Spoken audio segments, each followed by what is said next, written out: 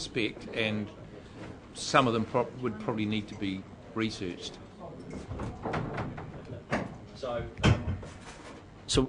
on that basis, we're probably not expecting you to answer everything right now, but if you could, if you've got a question back to help you formulate an answer for next week, that would be quite useful. Peter, Councillor Bevan, do you think? Yeah. Okay. So why don't you...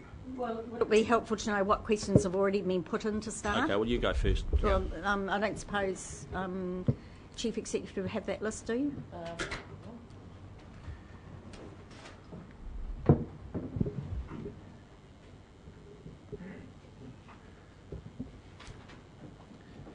The following questions have been put in by Councillor Scott. Is there a variation around the design and construct price that could impact on ratepayers? Is the first question.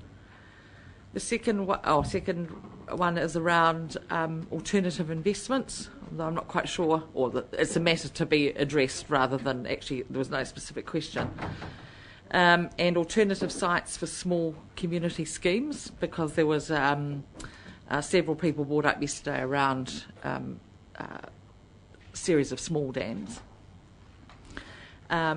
Regional councils to establish demonstration farms as an investment, and queries around the design to gaining maximum efficiency for hydro generation. What is being done in stabilising banks to prevent slumping due to wave motion to avoid muddying the reservoir waters? What contribution does the Makaroro gravel make to the Tukituk River and the coast? And what changes have been made to the maximum drawdown since the EPA evidence? There's some queries around reliability flow statistics, and that was from the last submitter that you heard from yesterday, Mr. Riddler. Is there any evidence that change from concrete rock face represents an increase in risk by going to a cheaper option? And those are the issues the questions that have been put there. So, could I just add one to Councillor Scott's one? That's on the reduced flows down the Tukituki River and the gravel. Yeah. I think what I'd like to also know is that if the flow rate of the Tukituki out of the Makarora is going to be reduced, what is going to be then the capacity or the ability of the river to be able to carry gravel to the coast? Not just about the gravel being trapped behind the dam, but about the ability because there will be a significant loss of mechanical energy within the river, loss of flow, and therefore will be a loss of ability to carry gravel. Well, the question is there a loss of flow? Because there is a mouth running all the time, mean annual low flow running 90% all the time. But has that been quantified? That's what you want to know, isn't it? Well, not just that, but it's the ability of a river to carry gravel to the peak, floods. Yes. So when you take 50% of the water out or store it, you're going to reduce the amount of water. And a high flow, yeah. And mechanical energy available to shove the gravel out. Yeah, but don't forget about the flushing flows. No, he's on the money. Yeah, I understand what you're saying. I agree. I'd like to know. Councillor Bevan. So just to clarify, the last question from Councillor Scott's list was dealing with the change in design. Is that correct? And what the implications of that might or might not be? Yeah. Okay. Yep, that's fine. Including operational costs, decommissioning, etc. Is it a different thing? Decommissioning of the dam. Yeah. And there was another question raised earlier, which I think was dealing with the rainfall and was there going to be enough water to fill the dam on an annual basis? I think that was it. Yes. Yeah. So all of the questions that I've got listed here were actually covered in that list. So great. I have one. Oh, except one. Sorry, except one. Cadmium. But we actually got a paper on that, which I haven't had a chance to read through, but I think it probably covers that issue. I could probably just add a comment that it does provide a background indication of cadmium as of 2006. I think the report is dated, and then there's a further report that Councillor Belford circulated, which is another snapshot of some of the soil quality monitoring. I was going to suggest that we'll bring a more detailed review back to an ENS committee meeting in August. Let's have a good look at the cadmium. Councillor Hewitt. Just to stress the importance of hearing a bit more from from Graham Henson around Larry Dellamore's submission as well is key, not just in terms of gravel loads getting to the bottom end of the catchment, but I do want to understand that greater. Yeah. Also, I'm wondering if we can have a bit of an update, maybe Ian, it might be from you, around the regen and the nutrient management dairy farm number 4 from Massey. Is that something that you're able to talk to us about, a few future opportunities? Not aware of it myself, but I'll find somebody that is. Nathan Heath might be the person to talk about that. Thank you. It was raised, regen. Councillor Dick, have you got any?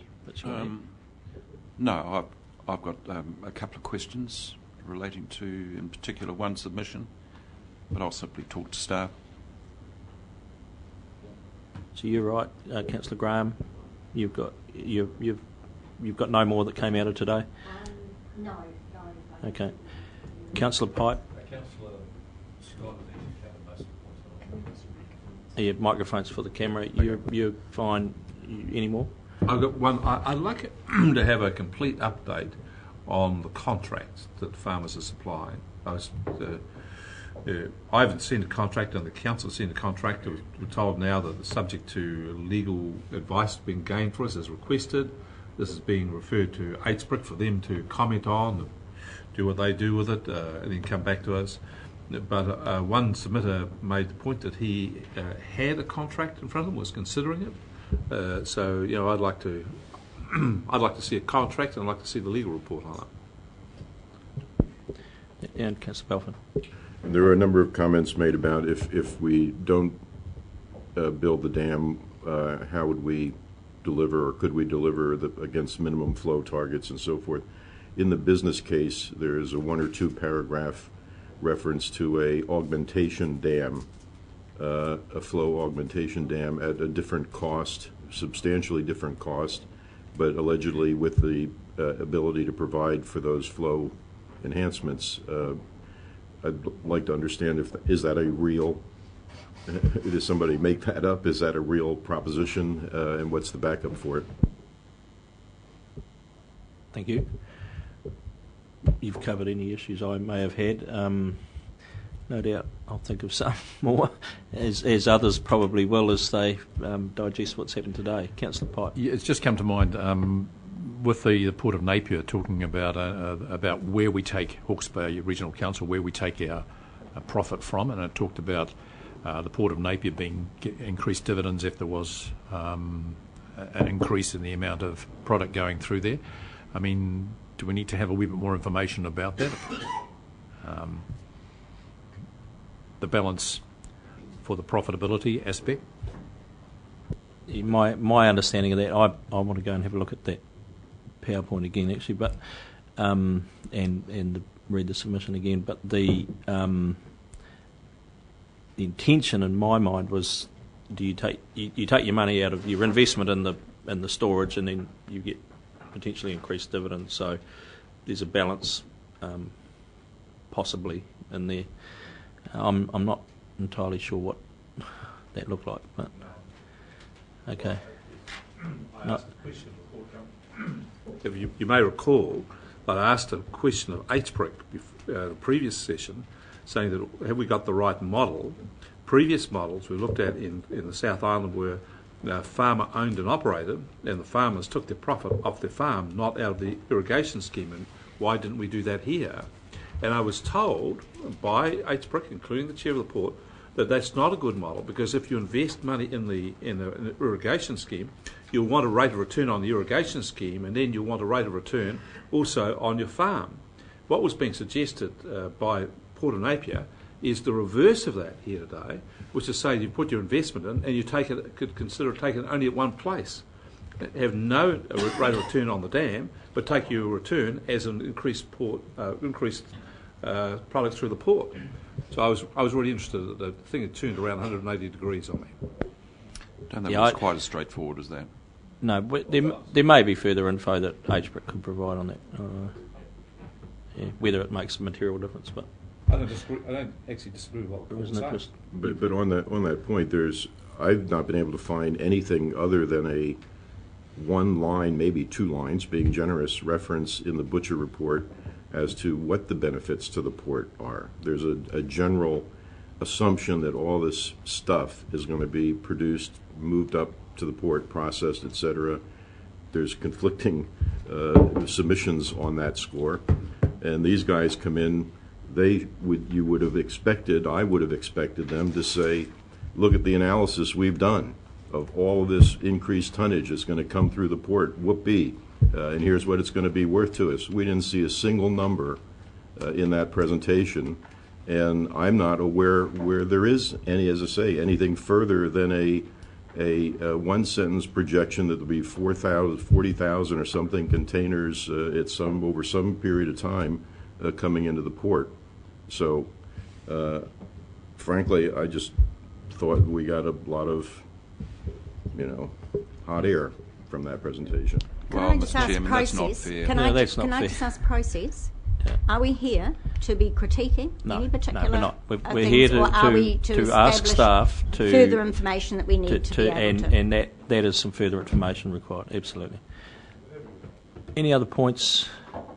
Happy to close the hearing. So the other thing that I don't feel we've had an adequate opportunity to examine is a financial business case that's presented to us and that we can take away and study. But I think it's probably going to be quite hard to supply that information until we're much firmer on what the investor mix looks like, because I'm sure that there are still some negotiations that HBRC will have to do to satisfy that particular condition precedent. And I think, Councillor, that's going to be part of the final or the additional work that we're going to be seeking from Deloitte. I think there's an understanding that until we know a lot more of those pieces of the jigsaw puzzle, that they can't give a final commentary on that. If I could also say, the meeting next week, the RWSS discussion will be the first one up, and it'll take as long as it takes. So there'll be a fair bit of reading and a fair few questions, I suspect, on the day. So bring your sleeping bags would be my recommendation. No, I've lost my remote at home, actually. Why you brought that up, Councillor Barker. Okay, there'll be no further discussion. If you've got any other issues, please, come back through our Chief Executive. I thank you all for your time and your questioning and your respect to our submitters. It is a bit of a luxury having two times this year when we can get in front of our public and hear what their concerns are and what they are thinking. So, it's been a very useful process, and we're another step along the way. So I'll close the hearing now, and thank you all, and thank submitters, staff, media, and everyone else who's here, and declare the hearing now closed. Thank you. Well, Mr. Chairman.